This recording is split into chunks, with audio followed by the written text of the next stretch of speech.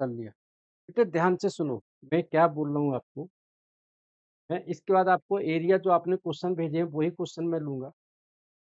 बेटे थोड़ा-सा आपको डालना पड़ेगा अपने माइंड पर। ये वाला क्वेश्चन मैंने जो लिखा हुआ है,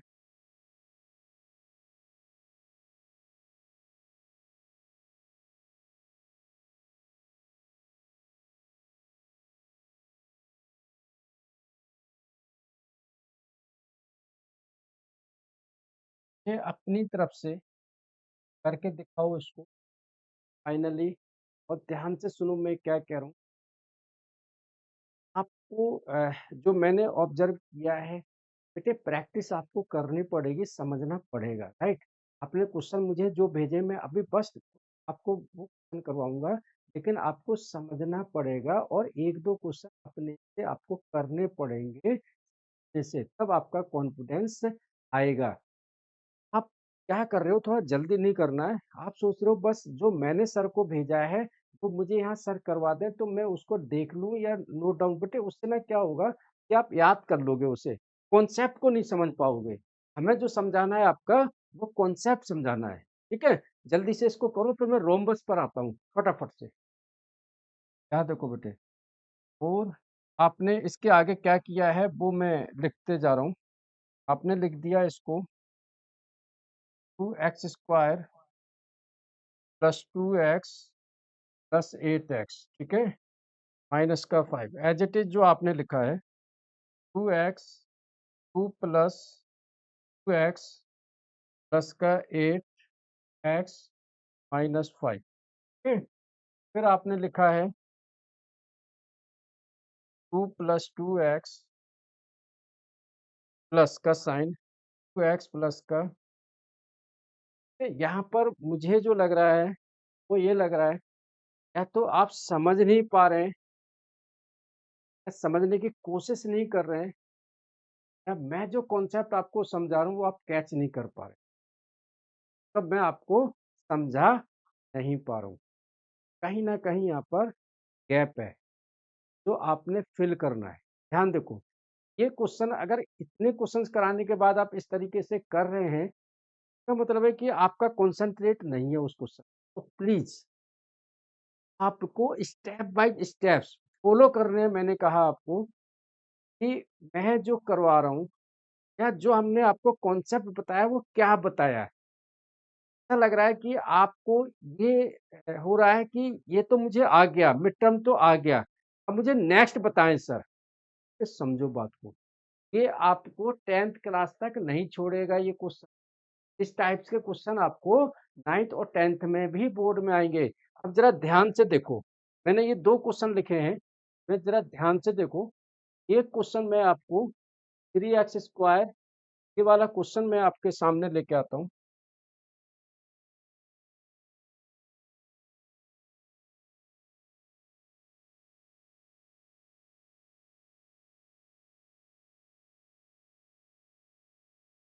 बेटे ये 2 क्वेश्चन है, ठीक है?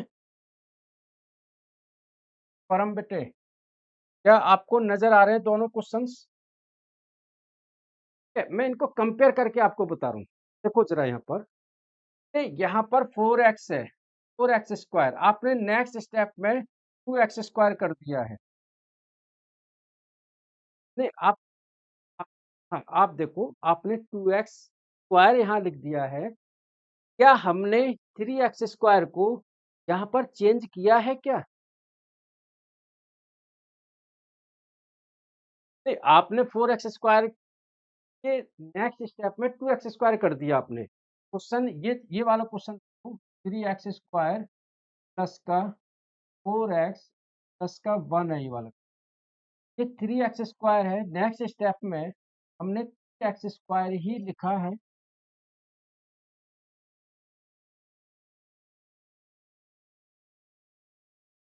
नहीं, नहीं, आप देखो ध्यान से देखो, क्वेश्चन का कॉन्सेप्ट क्या है, मिड टर्म स्प्लिटिंग फैक्टर। हमें सिर्फ मिडिल टर्म को चेंज करना है, हमको ए एंड सी ये दोनों चेंज नहीं करने हैं। समझ में आ रहा है?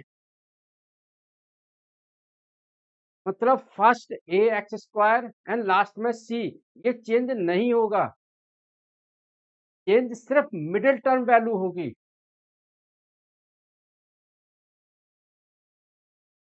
अब आपको समझ में आई कि आपकी मिस्टेक्स कहाँ है?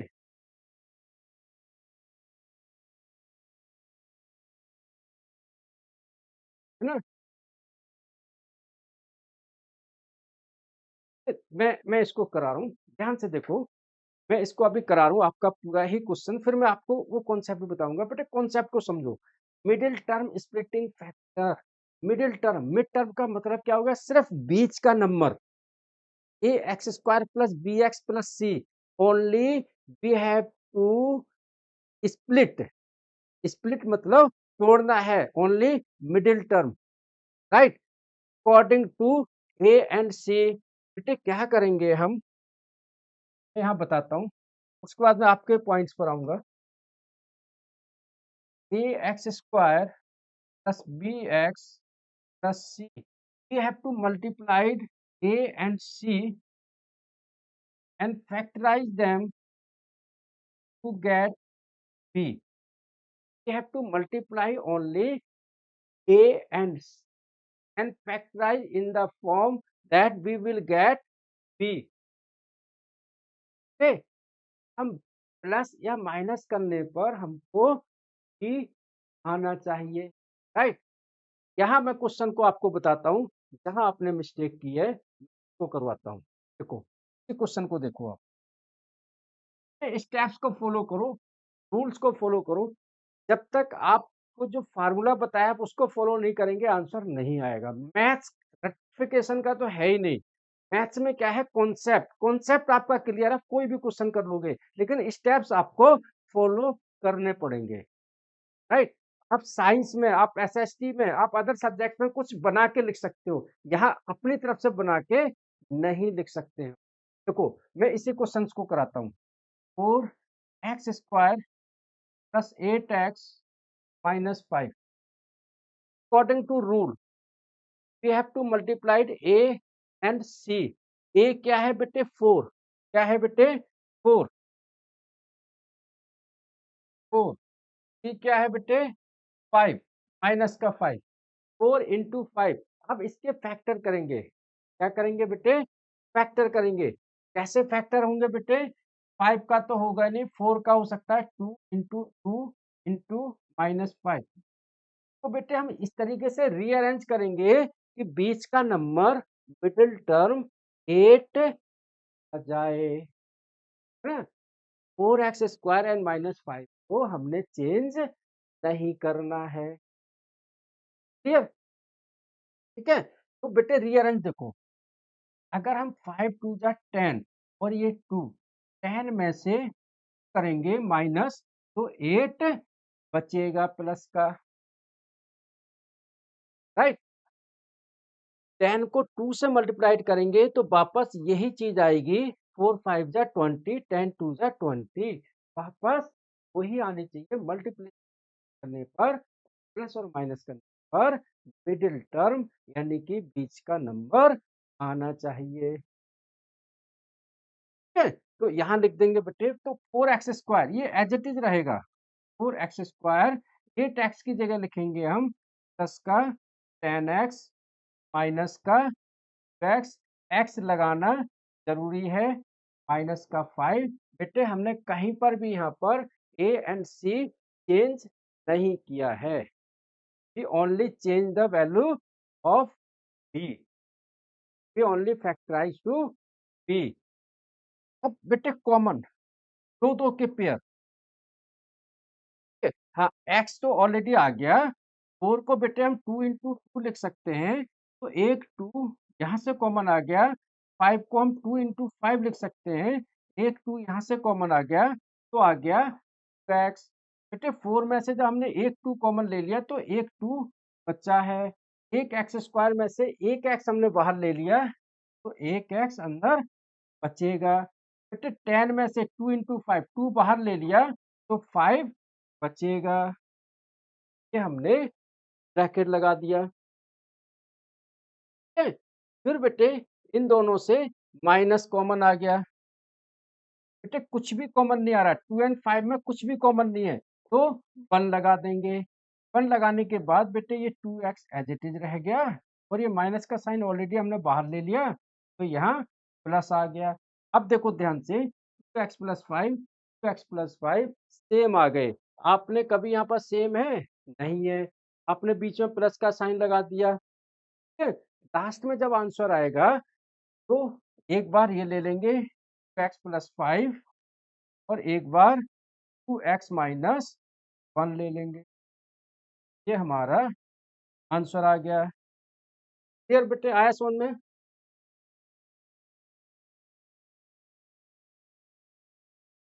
आ गया? चलो नोट करो इसको फटाफट। फिर मैं आपको वो क्वेश्चन कराता हूँ जो आपने भेजे मेरे को, फटाफट। सबसे पहले बेटे मैं रोम्बस आपको समझाता हूँ कि रोम्बस की प्रॉपर्टीज क्या होती हैं। ओके,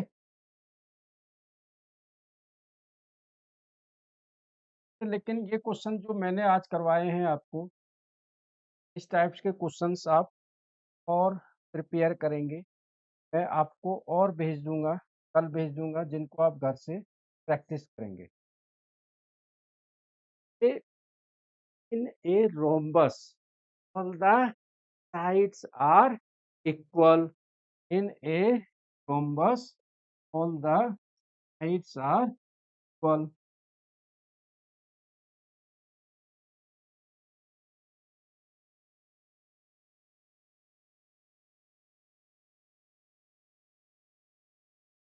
बेटे next, very important, diagonals in property है बेटे।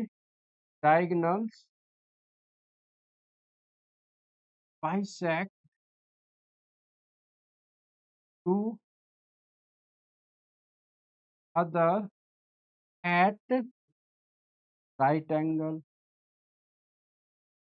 90 डिग्री। ठीक है? यहाँ पर दो पॉइंट्स हैं, एक है बाइसेक्ट, एक है राइट एंगल। राइट, नोट मत करो कॉपी में, अभी लिखो मत। जब समझा रहा हूँ तब आपको कंसंट्रेट होके समझना है। नोट करने के लिए मैं टाइम दे दूंगा कि अब आप नोट करो, तब आपने नोट करना, कि अभी नहीं करना। बेटे यहाँ पर दो पॉइंट्स हैं, डायगोनल बाइसेक्ट। बाइसेक्ट मतलब होता है दो इक्वल पार्ट्स में डिवाइड करना। ठीक है? जैसे ए, ए, ओ है, ये हमारे 90 डिग्री पर बाइसेक्ट करते हैं। तो इनके जहाँ पर ये मीट का मीटिंग पॉइंट है, वहां पर सारे ही एंगल्स 90 डिग्री। तो बेटे ये क्या होगा, O A, O A equal to O C and O B equal to. एक और आपको पॉइंट याद रखना है बेटे, जो अभी आएगा आपके क्वेश्चन में, पाइथागोरियन थ्योरम, है ना? ये परपेंडिकुलर बेस और ये हाइपोटेन्यूज। बेटे जिस पर 90 डिग्री का एंगल बनता है, ध्यान देना मैं पॉइंट क्या बता रहा हूँ। When the two lines meet to each other at right angle 90 degree, जहां पर दो लाइन 90 डिग्री पर मिल रहे हैं, उनमें एक परपेंडिकुलर होगा और एक बेस होगा। मतलब ये आपस में ही one perpendicular second base and the third one will be hypotenuse. Right, तो इसका फार्मूला होगा बेटे B square plus B square equal to H square. चलो अब आप इसको नोट करो, अब आप इसको नोट करो बेटे फटाफट से, फिर मैं क्वेश्चन बताता हूँ जो आपके हैं। या 3 क्वेश्चंस करें, बट वो आपके ना दिमाग में आ जाने चाहिए, उस समझ में आपको कॉन्सेप्ट के साथ आ जाना चाहिए। ये है हमारा। Yes sir.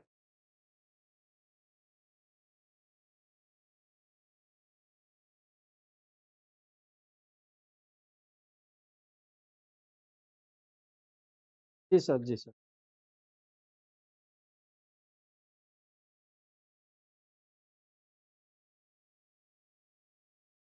जी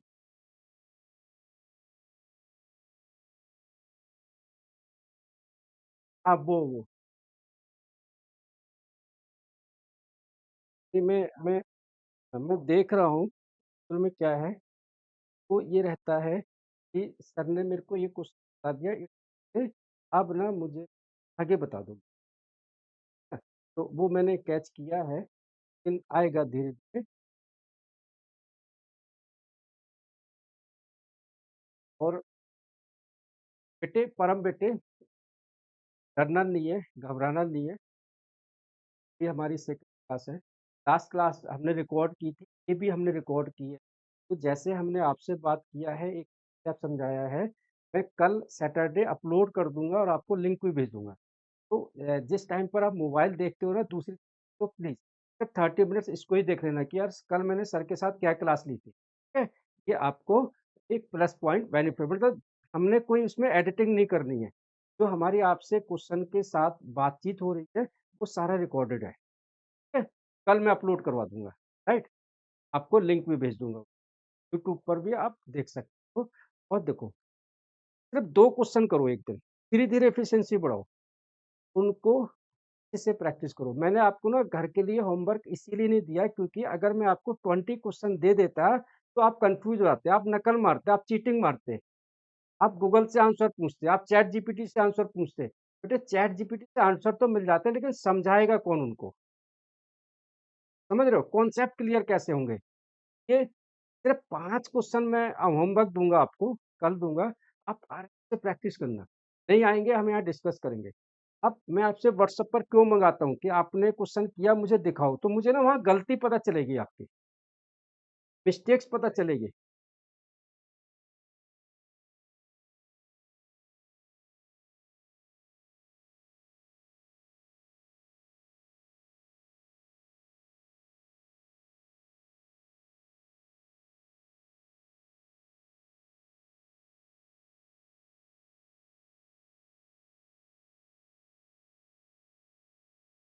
हुँ, हुँ,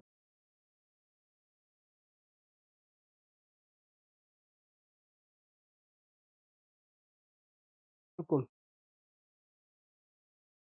ठीक है? चलो, बेटे नोट करो इसको, हो गया बेटे?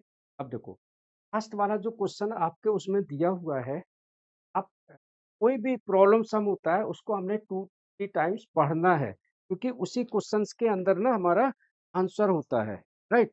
तो एरिया ऑफ रोम्बस, देखो आज मैं एक ही टॉपिक ले रहा हूँ, रोम्बस, उसके बाद मैं step by step trapezium, rectangle, square, है ना, पैरेललोग्राम, ये सारे लूंगा, राइट? अभी मैं आपको रोम्बस ले रहा हूँ।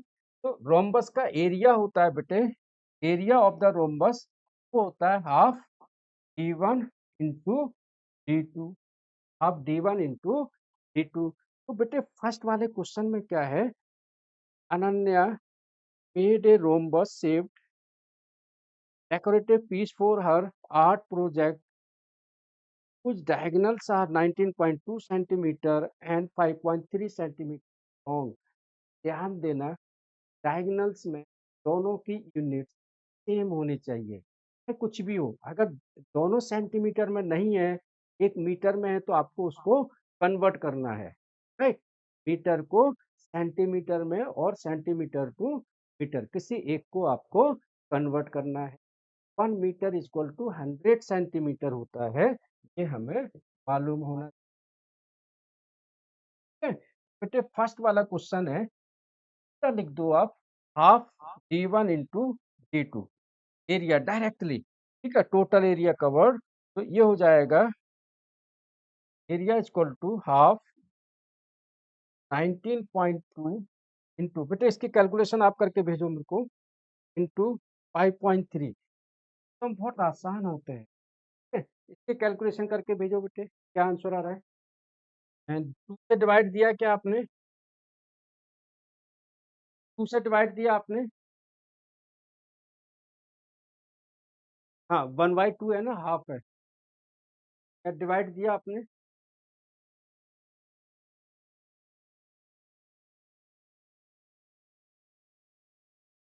यस सर, ये half d one and D two is the formula. हाँ, बस इतना ही है। फर्स्ट वाला क्वेश्चन, सेकंड में एक्सप्लेन करूंगा थोड़ा सा उसको। यस करेक्ट है बेटा, 50.88 सेंटीमीटर स्क्वायर। हमेशा याद रखना बेटे, एरिया स्क्वायर में आता है, ठीक है। 50.8 centimetre square is correct answer, ठीक है। नेक्स्ट बेटे, कभी भी प्रॉब्लम सम आएगा ना, उसका आपने ना फिगर बनाना है, डायग्राम बनाना है। विदाउट डायग्राम आपका क्वेश्चन वहां पर एंटरटेन नहीं होगा। Find the area of rhombus if the measure of each side is 10 centimetre. बेटे यहाँ पहले हम फिगर बनाते हैं। डायगोनल है, ये हमारा रोम्बस है। रोम्बस में क्या होता है बेटे, all the sides are equal. यहाँ पर 10 centimetre, 10 centimetre, 10 centimetre and 10 centimetre, ठीक है। तो सबसे पहले आप लिखोगे गिवन साइड। साइड मतलब हो गया बेटे ए बी, लिख दो आप A B equal to 10 centimetre and one of its diagonal, one of its diagonal is of 16 centimetre. इसका डायगोनल ए सी, आप लिखोगे A C equal to D one equal to 16 centimetre. बोलो बेटे यहाँ तक आया समझ में?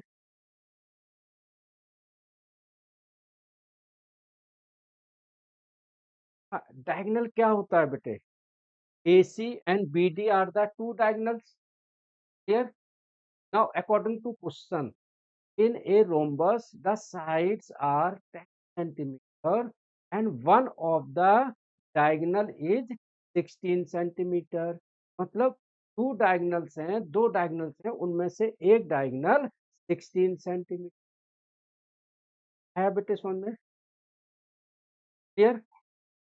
Right, right. अब देखो बेटे, नोट मत करना, देखो इधर सेकंड डायगोनल यहाँ से गया BD, BD equal to second diagonal D2 हमको निकालना है, को निकालना है बेटे। अब पीछे आपको जो प्रॉपर्टी बताई थी वो क्या बताई थी, diagonals bisect to each other at 90 degree, at 90 degree. हाँ बेटे, मैं इसको इस तरीके से मॉडिफाइड फिगर कर देता हूँ। ए बी, ये हमारा 90 डिग्री है ओ, राइट। बेटे ए सी पूरा हमारा 16 है ना, तो ओ ए क्या होगा, 16 का हाफ, बाइसेक्ट कर रहा है, तो ओ ए इक्वल टू 8 सेंटीमीटर। तो ये हमारा 8 सेंटीमीटर आ गया है एंड ए बी ये हमारा ऑलरेडी 10 सेंटीमीटर दिया हुआ है। बेटे नेक्स्ट वाली फिगर देखो, तो मैंने आपको डायगोनल्स का हाफ कर दिया, मैंने यहाँ से ये ना ले लिया। बेटे आपको ओ ए एंड ए बी मिल गया, ठीक है। अब देखो, मैंने आपको बताया था 90 डिग्री का एंगल बनाते हैं, उनमें से एक परपेंडिकुलर होता है और एक बेस होता है, पाइथागोरियन थ्योरम से, है ना। तो बेटे अब हम लोग फार्मूले में यूज कर लेंगे b square plus B square equal to h hypotenuse. बेटे पी, हाँ पी बेटे 8 का स्क्वायर, बेस को हम ओ बी ही रखेंगे एंड एच 10 का स्क्वायर बेटे, ठीक है। बेटे 8 का स्क्वायर 64 आ गया and O b as it is रहा हमारा, 10 का स्क्वायर बेटे 100 हो गया, o b square as it is रहा, 64 इधर आके माइनस हो गया, 36 बचा, ठीक है। ओ बी स्क्वायर रूट इधर, o B equal to square root of 36 आ गया हमारा 6 सेंटीमीटर, ध्यान से देखना, देखो कैलकुलेशन हमको स्लो मोशन में करना है, धीरे-धीरे हम उसको फास्ट करेंगे, ठीक है? समझ के करना है, कॉन्सेप्ट को समझना है। तो बेटे यहाँ से ओबी आ गया, ओबी क्या है? हाफ ऑफ बी, है ना? तो बीडी हमारा पूरा diagonal, BD equal to diagonal 2 equal to twice of 6 यानी कि 12 सेंटीमीटर। क्लियर है बेटे? याद रखना, when one side and diagonal is given, then how we can find out the another diagonal? अब अगर इसका एरिया निकालना है, क्या निकालना है बेटे?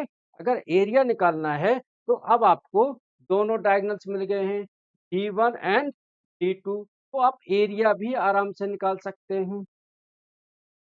हाँ, तो area equal to half D1 into D2 यानी कि हाफ, बेटे D1 क्या है? 16 एंड D2 हमारा 12 आया, 2 से डिवाइड दे दिया 6, 16 6 जा 96 सेंटीमीटर स्क्वायर, ये हमारा एरिया भी आ गया है। ठीक है? तो इसको आप नोट करो। मैं आज के लिए इतना ही करता हूँ आपको। का जो आपका और आगे दिया हुआ है, मैं रोम्बस के और क्वेश्चन आपको भेजता हूँ, तो आप प्लीज़ उनको घर से ट्राई करिएगा। मैं क्वेश्चन आपको फ़ोटो खींच के भेजता हूँ, आप उनको घर से ट्राई करिएगा। नहीं आएँगे तो मैं आपको बताऊँगा बेटे। Thank you.